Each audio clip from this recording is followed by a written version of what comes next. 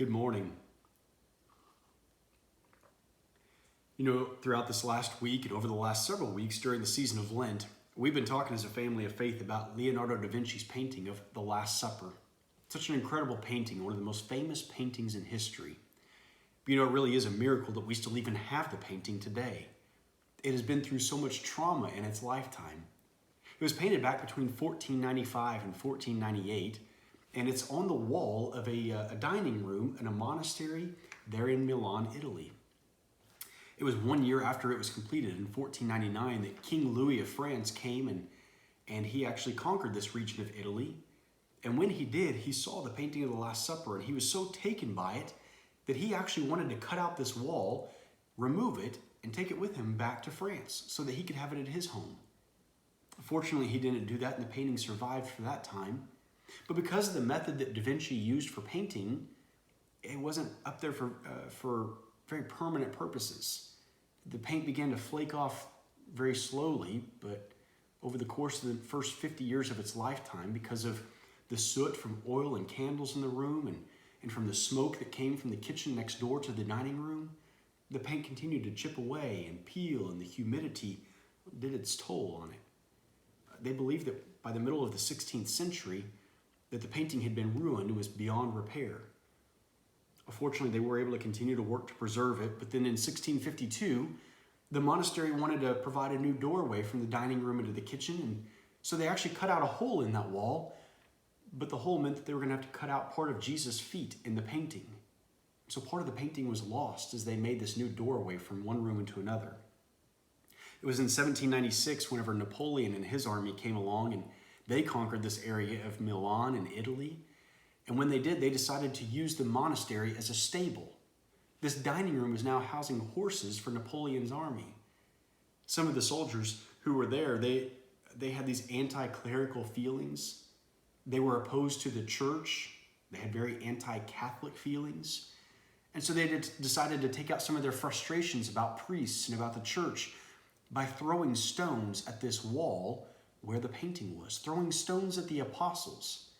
They used ladders to get up and to gouge out the eyes of the apostles to try to help take out their frustrations about the church. The painting continued to suffer years and years of abuse from the weather and from people. At one point, some monks tried to help preserve the painting, and they placed a curtain over it along that entire wall. What they didn't realize is that this curtain actually served to trap the humidity in there. The fabric from the curtain continued to peel back even more layers of paint. In the end, it did more damage than good to the painting. It was in World War II that a bomb was dropped nearby and actually took off the roof of the monastery as well as some of the walls. The wall of where the painting was, it was preserved, but now it was going to be exposed to the elements for months before they could get these walls and the ceiling repaired. This painting has been through so much abuse over the 500 years of its lifetime. But there have been so many opportunities for restoration work, times where people have come in to try to preserve the work and save it and restore it. One of the biggest projects happened just not too long ago, and it was a 20-year project that was completed back in 1999. They did so much to try to go back and restore some of the original details of Da Vinci, the colors, the expressions on the disciples' faces, some of the work around Jesus. Now, as you can imagine, over 20 years of time of restoring one of the most famous paintings in the entire world, there were a whole lot of people watching and anxiously waiting to see what happened. Art critics and biblical scholars and theologians from around the world that wanted to see the work that was done.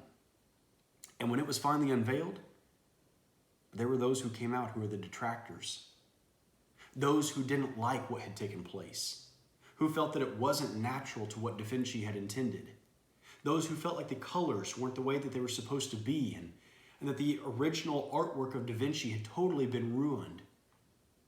There were others who came out who were supportive of the work of transformation. Those who responded and gave thanks for the work that had been done to restore and to save what could be saved. There were so many who came out on both sides. And as I read about this and I thought about it, I thought, how often is that life? Part of the message of Easter is a message of new beginnings. a message of new life, new opportunities and restoration and transformation. It's a message that the tomb is empty and things are never the same again.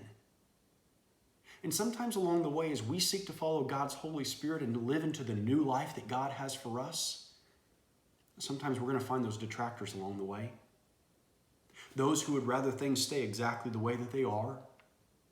Those who don't want us to change.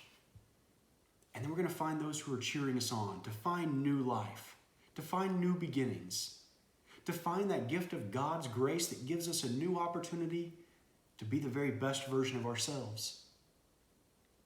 Today is Wednesday of Holy Week, and over the next couple of days, we're going to remember the story of betrayal. We're going to remember the story of condemnation and crucifixion and death. But we're also going to remember that on the other end of it, Sunday awaits. And on Sunday, we will come to celebrate the good news that the stone has been rolled back, that the tomb is empty, and that there is new life. There is an opportunity for restoration, for transformation. And despite whatever has taken place in our lives, whatever damage has been done, whatever trauma we have lived through, the gift of God's grace comes. And we have an opportunity to follow God's Holy Spirit and to live into a new life, a new beginning. Today is a new day. So as you go about this Holy Week, and we experience all that is about to come with Jesus and his disciples, we know that Sunday waits. Sunday is coming. By the gift of God's grace, we get to experience new life. I hope you go out today and make it a great day.